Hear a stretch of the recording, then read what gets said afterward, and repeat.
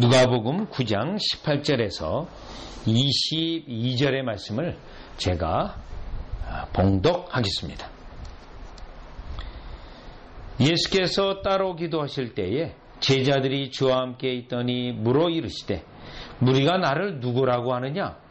대답하여 이르되 세례 요한이라 하고 더러는 엘리야라 더러는 옛 선지자 중에 한 사람이 살아났다 하나이다.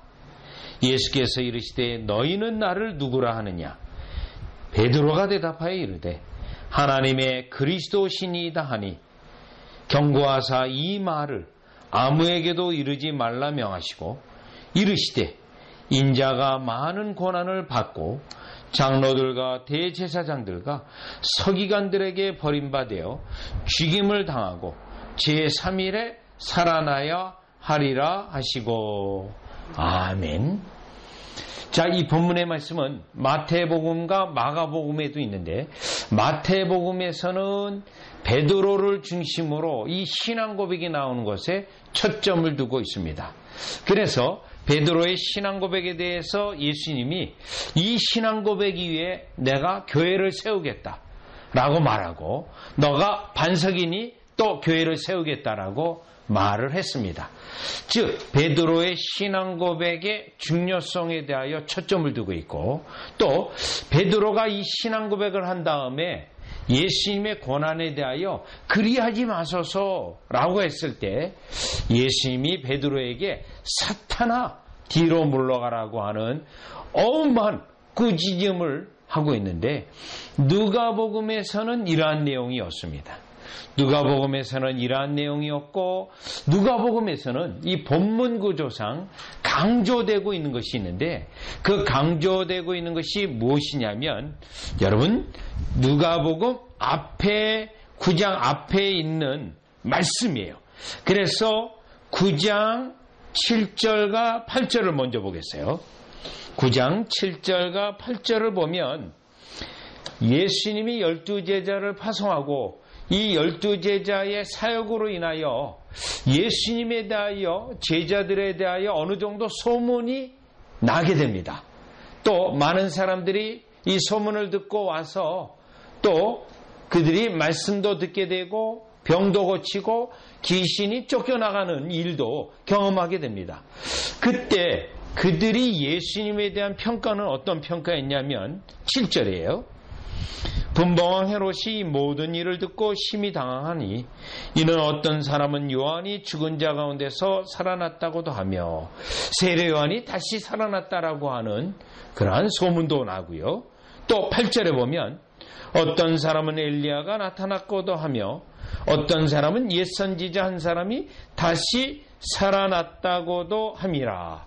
자, 이 반응이 12제자가 하나님 나라를 전파하고 예수님에 대하여 말씀을 증거하고 또 귀신도 쫓아내고 병 고쳤을 때 사람들이 생각하고 있는 예수님의 이해였습니다. 그러고 나서 이 많은 사람들이 예수님을 따라가서 또 말씀을 들었어요. 그래서 여러분이 11절로 보시면 9장 11절이에요. 무리가 알고 따라왔거늘 예수께서 그들을 영접하사 하나님 나라의 일을 이야기하시며 병 고칠 자들은 고치시더라. 자, 이거는 오병의 기적을 나게 되는 들에 나가서 예수님이 또 말씀을 전했을 때 많은 사람들이 그 말씀을 듣기 위해서 또 왔고 또 예수님은 그들로 하여금 계속해서 말씀을 증거하기 위해서 오병이어의 기적을 베푸셨던 겁니다. 자, 그러면 지금 이 본문을 보면서 예수님에 대한 말씀과 또 예수님이 직접 하신 말씀이 사람들에게 상당 수준으로 그들에게 말씀이 증거되었습니다. 그렇다면 이제 예수님은 어떤 마음이 들었냐면 이제 사실 예수님이 공생의 3년을 거의 다 마무리할 즈음이에요. 이 시점이. 그러면 이제 사람들은 예수님에 대하여 어느 정도 이해를 가지고 있는가? 그것을 예수님은 확인하고자 했습니다. 그리고 그 신앙 고백, 그들이 알고 있는 지식들, 그리고 특별히 제자들이 예수님에 대하여 어느 정도 알고 있느냐? 그거를 확인하고 예수님이 이제 십자가에 돌아가시는 고난에 대하여 그들에게 설교하고, 그리고 예수님이 죽음을 당하고 부활하시고 하늘에 올라가셔서 이제 메시아로서 그 일을 하는 것을 그들에게 증거하기 원했다는 겁니다. 그래서 이 본문은요, 쉽게 얘기한다면 예수님을 아는 지식에 있어서 정확한 지식이 있어야 되고, 그 지식에 따라서 영적인 깨달음이 어느 수준에 이르러야 그들에게 구원의 은혜가 있게 되고, 그들에게 비로소 예수님을 올바로 믿을 수 있다는 겁니다. 자, 그러니 영적인 깨달음의 수준이 너무 낮거나 부족하다거나 또 그 깨달음이 온전하지 못한다면 그는 교회를 다니고 예수님을 따라다녀도 아직 구원의 은혜는 없다는 거예요. 그래서 지금 예수님이 특별히 제자들이 예수님에 대한 이해가 어느 정도고, 그리고 예수님이 또 추가로 말씀을 하세요. 그리고 영적인 깨달음, 이것에 대한 깨달음이 있어야 비로소 구원받은 자라는 것을 알려주기 위해서 이 누가복음에서는 그 문맥상에서 이 본문이 전개되고 있습니다. 자, 그러면 여기서 예수님이 일단 무리들이 예수님에 대해 어느 정도 깨닫고 있는가, 두 번째는요, 제자들은 어느 정도 깨닫고 있는가. 그러면 제자들은 아직 어느 정도가 부족해서 추가로 이 정도는 영적으로 깨닫고 있어야 구원받은 거라는 것을 말씀하고 있는데, 그 내용에 따라 우리가 살펴보도록 하겠습니다. 자, 그러면 첫 번째는 여러분 18절로 보면 무리들이에요. 특별히 누가복음에서는 무리하고 제자를 구별을 해요. 이 무리라는 것은 쉽게 말한다면 교회를 다녀고 교회에서 예배를 드리고 교회에서 말씀을 듣지만 아직 구원의 은혜가 없는 자예요. 아직 하나님에 대하여 정확히 모르는 자예요. 아직 예수님에 대한 체험이 없는 자들이에요. 그들을 누가복음하고 사도행전에서는 무리라고 불러요. 그래서 예수님은 제자들에게 먼저 무리들은 어느 정도 예수님을 깨닫고 있는지 확인했습니다. 보시죠. 예수께서 따로 기도하실 때에 제자들이 주와 함께 있더니 물어 이르시되 무리가 나를 누구라고 하느냐. 요거예요. 무리예요.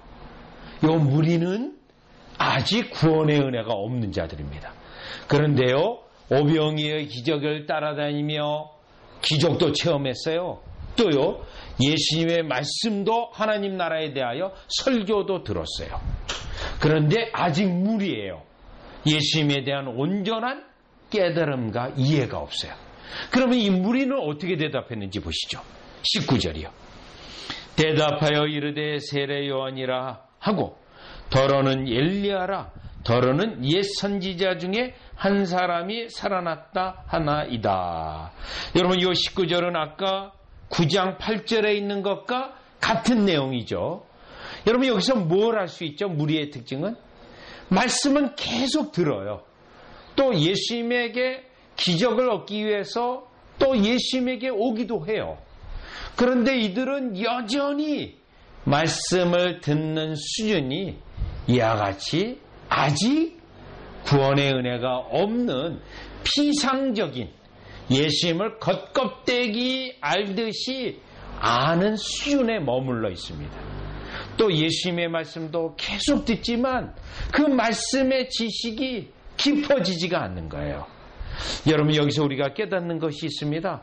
말씀의 수준이 낮은 교회라든가 또 말씀이 정확히 가르쳐지지 않는 데든가 말씀이 깊이 강론되지 않는다면 오늘 여기에 나와 있는 것처럼 예수님이 제자와 무리를 구분한 것처럼 예수님의 교회가 아니라 제자들이 모여있는 교회가 아니라 무리들에 속해서 무리로 있는 교회가 될 수 있다는 겁니다.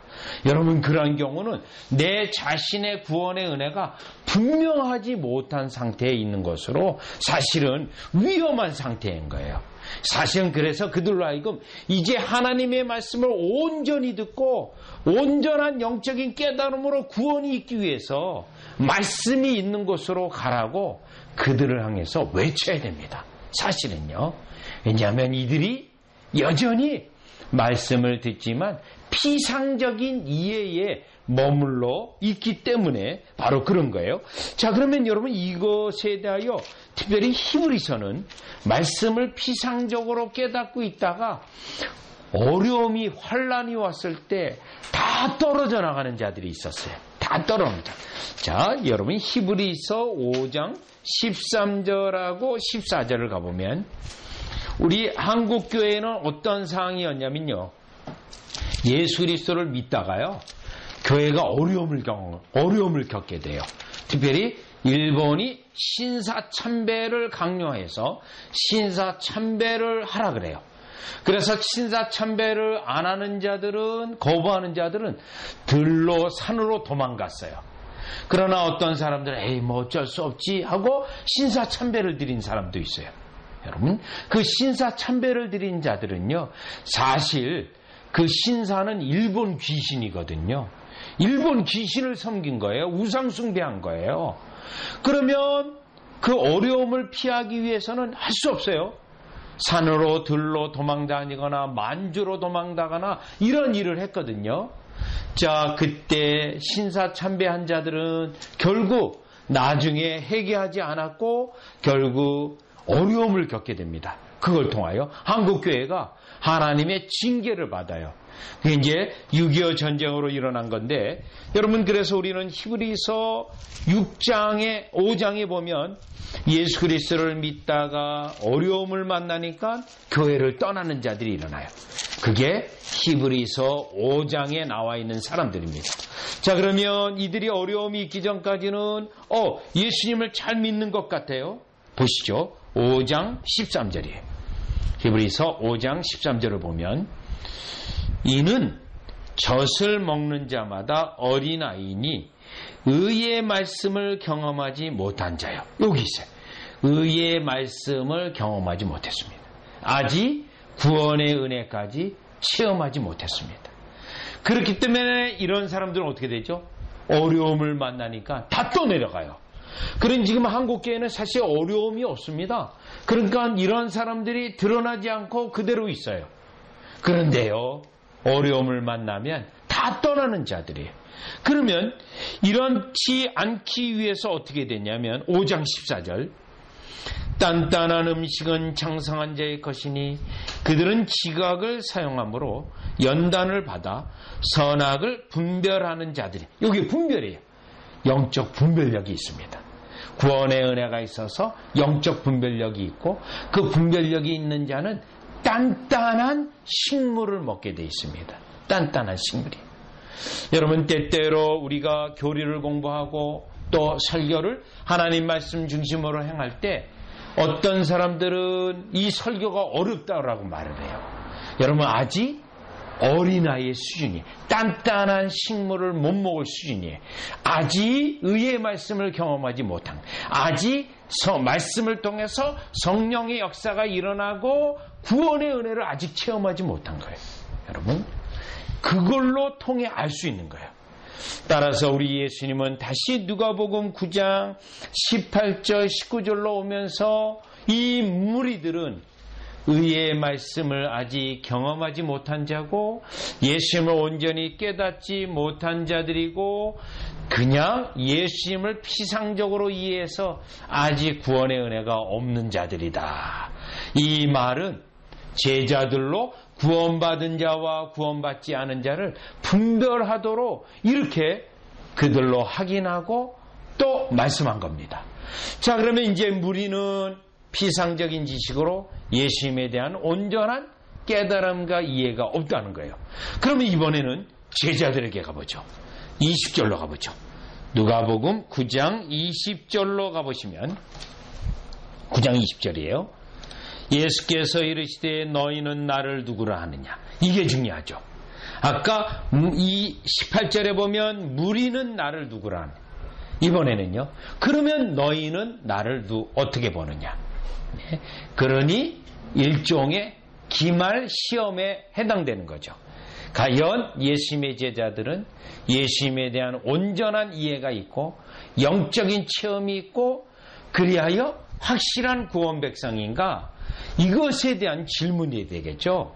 그러면 20절에 예수님이 너희는 나를 누구냐 할 때 이때 베드로가 대답을 합니다. 베드로를요. 20절을 보죠. 베드로가 대답하여 이르되 하나님의 그리스도시니이다 하니 이거예요. 하나님의 그리스도이십니다. 메시아라고 말한 거예요. 메시아. 물론 마태복음에 보면 이 본문은 베드로가 이것을 깨닫게 된 것은 성부 하나님의 계시에 의하여 아버지가 너에게 알게 했다고 돼 있어요. 아버지가 너의 영적 눈을 열어서 예수님이 메시아인 것을 알게 해주었다고 돼 있어요. 베드로 자신이 어떤 지혜가 있고 베드로 자신이 머리가 똑똑해서 안 게 아니에요. 하나님 아버지가 베드로에게 영적인 눈을 열어주었고 또 그로 하여금 계시를 통하여 아들을 온전히 보게 했다라는 겁니다. 여러분 여기서 예수님이 이 제자들에게 이것을 물어본 것은 너희는 나를 누구라 하느냐는 것은 무리와 비교하는 거예요. 무리들은 영적 눈이 열려지지 않았지만 지금 베드로는 영적 눈이 열려졌고 지금 제자들 가운데 영적 눈이 열려져서 예수님이 메시아라는 것을 깨닫게 하는 건데 이 영적 눈이 열려졌다는 것은 그들의 자연적 능력으로 되어진 것이 아니고 하나님의 은혜로 이들에게 구원의 은혜를 베풀기 위해서 이렇게 열어주셨다는 거예요. 그렇기 때문에 여러분 우리가 이 땅에 살아갈 때 저 사람이 구원의 은혜가 있는가 없는가를 우리도 때때로는 확인할 볼 필요가 있어요. 왜냐하면 영적 눈이 열려지지 않았다면 저 사람이 교회를 다니지만 아직 구원의 은혜가 없기 때문에 여러분 우리가 어떻게 되죠? 바른 말씀을 듣고 의의 말씀을 경험하는 데까지 나아가야 된다고 가서 얘기해 줘야 돼요. 왜냐하면 교회에 다녔고 교회에서 봉사하고 있기 때문에 나는 그냥 구원받은 거 아니야. 그렇게 생각하다가 지옥에 갈 수 있기 때문에 그래요. 지금 예수님도 제자들에게 이 질문을 던져서 구원의 은혜가 있는지 없는지 확인했잖아요. 그렇기 때문에 이 원리에 따라 사도 바울은 고린도전서 2장에 그 사람의 영적으로 분별할 수 있는 분별법을 알려주셨어요. 고린도전서 2장을 가보죠. 고린도전서 2장에 가보면 과연 무리에게 속했는가? 제자인가? 구별할 수 있는 예수님의 그 구별법을 사도 바울도 반복을 했어요. 사도 바울도요. 고린도전서 2장 12절이에요. 2장 12절에 보면 우리가 세상의 영을 받지 아니하고 오직 하나님으로부터 온 영을 받았으니 중요합니다. 하나님으로부터 온 영이에요. 성령님이에요. 성령님을 받았다. 그러면 어떻게 되죠? 성령님을 받게 됐다. 이거는 뭐냐면 이는 우리로 하여금 하나님께서 우리에게 은혜로 주신 것들을 알게 하려 하시며 하나님께서 우리에게 주신 구원의 은혜를 경험하게 돼요. 또요. 하나님이 우리에게 주신 모든 축복들 그거를 구별할 줄 알고 감사하게 되어져. 감사하게 돼요. 이게 하나님께서 성령을 주셨기 때문에 그래요. 그러면 이 성령을 주시지 않은 자는 어떠죠? 14절이에요. 14절. 육에 속한 사람은 구원받지 못한 사람이에요. 그런데 지금 고린도 교회 속에 있어요. 고린도 교회예요. 육에 속한 사람은 하나님의 성령의 일들을 받지 아니하나니 이는 그것들이 그에게는 어리석게 보이며 또 그는 그것들을 알 수도 없나니 그러한 이 일은 영적으로 분별되기 때문이라. 영적으로 분별되게 돼 있다는 거예요. 그런데 지금 누가복음 9장에서 예수님이 영적으로 분별하고 있다는 거예요. 무리와 제자들을 구별하고 있다는 거예요. 그 구별은 신앙 고백에서도 나오고 영적인 체험에서도 분별이 되어지는 겁니다. 그런데 우리는 신앙 고백과 함께 영적으로 성령의 역사로 인하여 영적 눈이 열려졌는가? 아니면 아직도 세상 사람으로 영적 눈이 안 열려졌는가? 이것을 통해서 분별할 수 있다라는 겁니다. 그래서 지금 다시 누가복음 9장 20절에 보면 너희는 나를 누구를 아냐 하라고 그들이 과연 영적인 눈이 열려졌는지 안 열려졌는지 예수님이 확인했던 겁니다. 지금 저와 여러분은 우리 하나님의 말씀을 들으면서 그 말씀이 쏙쏙 귀에 들어오고 그 말씀 때문에 또 우리 예수님에 대하여 영적 이해력이 더 커지고 또 그것 때문에 하나님이 우리에게 베푸신 은혜들을 다 감사하고 하나님께 영광 돌리고 인정 돌려서 지금 여러분이 영적으로 눈이 열린 상태로 하나님이 나에게 구원의 은혜를 베푸시고 계시는구나를 깨닫고 인정하고 감사하시면 됩니다. 이 본문은요, 여러분으로 나에게 이미 하나님이 성령을 보내주셔서 이 베드로처럼 영적인 눈을 열어주셨구나라는 것을 깨닫게 하고 감사하게 하는 거고, 한편으로는 영적인 눈이 열려졌느냐 안 열려졌느냐 이것을 구별하여서 영적인 눈이 열려지지 않은 자에게는 저와 여러분이 가서 하나님의 말씀을 증거하게 하고 또 그러한 영혼들이 여러분의 친척이라면 하나님의 말씀을 온전히 듣는 곳에 딱딱한 말씀을 듣는 곳에 나와야만 그 영혼이 안전하다고 하는 외치기 위해서 이 가르침을 우리에게 주신 줄 믿습니다. 자, 그러면 지금 이 베드로의 이 신앙 고백에 대하여 마태복음에서는 이 신앙 고백 위에 반석, 교회를 세운다고 돼 있어요. 그런데 누가복음에서는 그 내용이 빠져 있고 무슨 말씀을 했냐면 21절이에요. 세 번째 깨달으시는 건데 21절에 보면 경고하사 이 말을 아무에게도 이르지 말라 명하시고 경고하시고 이 말을 아무에게도 이르. 즉 깨닫는 자가 적다라는 거예요. 깨닫는 자가. 이 말씀에 깨닫는 자가 극히 적다는 거예요. 그러면서 한편으로 22절이에요. 22절 베드로에게 이 말씀을 추가로 해주셨어요. 이 말씀은 복음의 정수예요. 복음의 정수. 이 말씀은 사도행전 2장에 보면 베드로가 예수 그리스도가 부활하시고 승천하시고 성령을 부어주셨을 때 이 말씀을 가지고 설교를 하게 돼요. 오순절 사건에 보시죠. 22절 이르시되 인자가 많은 고난을 받고 장로들과 대제사장들과 서기관들에게 버림받아 죽임을 당하고 제3일에 살아나야 하리라 하시고, 즉 베드로의 신앙 고백에 추가하여서 예수 그리스도의 죽음과 부활에 대한 말씀을 해주셨어요. 지금까지는요 예수님이 죽음과 부활에 대하여 제자들에게 가르쳐주지 않았습니다. 바로 이 시점으로부터 죽음과 부활에 대하여 가르쳐주시는 거예요. 죽음과 부활에. 그러면 이 죽음과 부활에 대한 이 가르침은 왜 중요하냐면 여러분 사도행전 2장 23절과 24절 베드로가 지금 이 말씀을 예수님에게 받았잖아요. 또 제일 먼저 받았잖아요.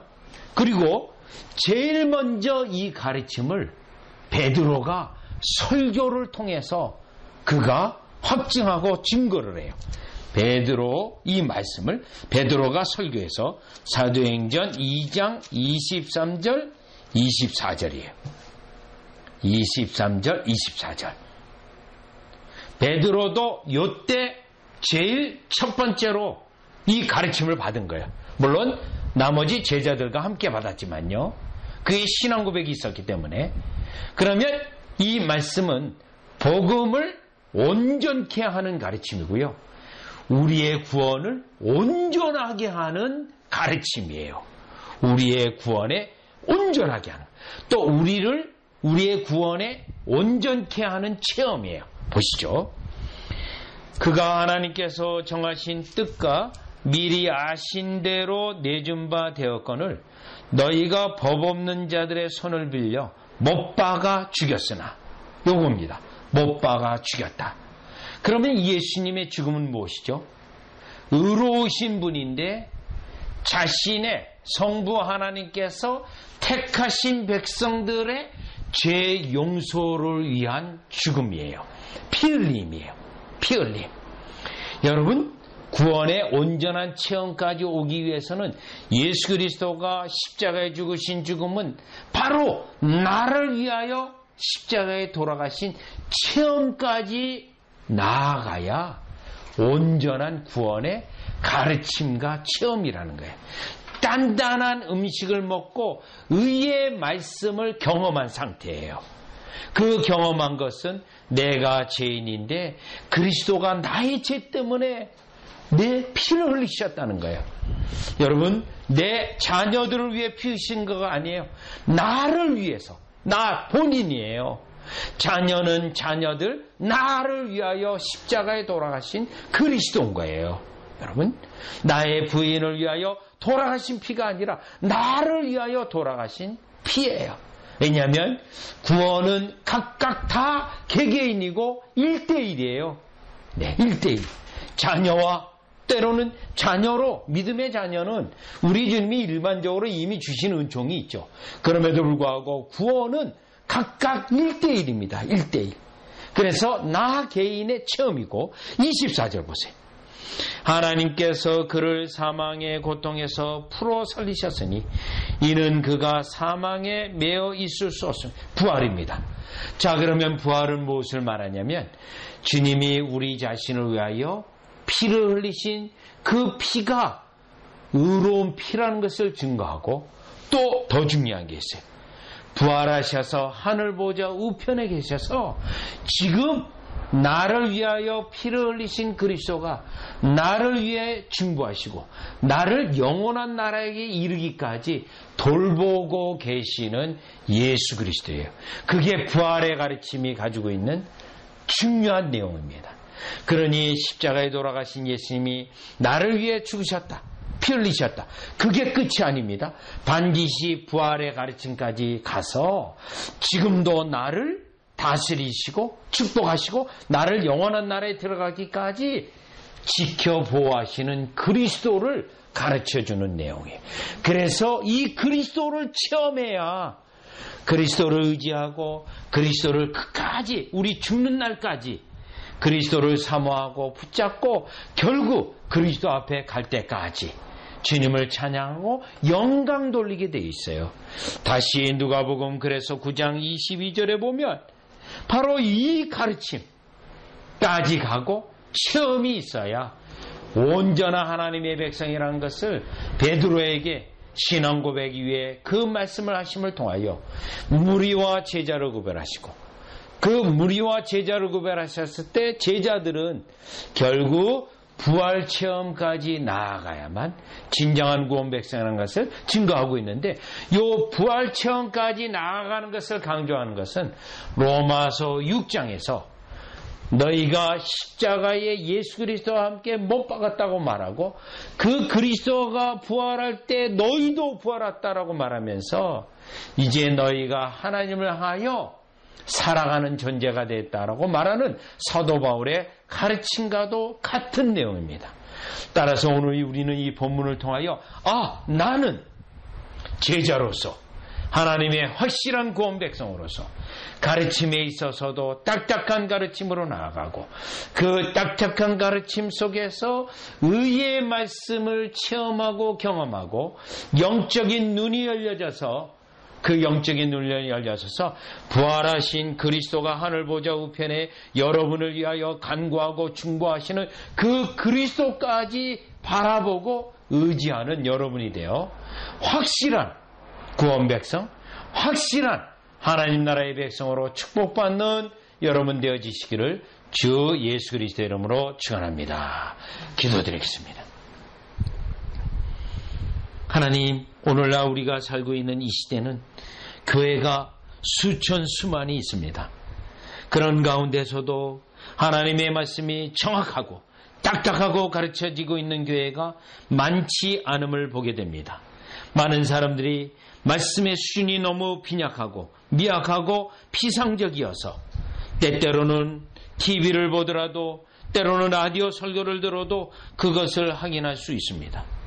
오늘 우리 주님의 말씀을 보면 그렇게 해서는 무리받게 되지 아니하고 제자가 일어날 수 없음을 우리에게 분명히 말씀하셨사오니 우리는 주님의 나라에 넉넉히 들어가는 제자로서 딱딱한 말씀과 영적인 눈이 열려져서 항상 그리스도를 의지하고 또 그리스도로 말미암아 하나님 아버지로 말미암아 의의 말씀의 체험이 넘치는 우리로 만들어 주시옵소서. 예수님의 이름으로 기도리옵나이다. 아멘.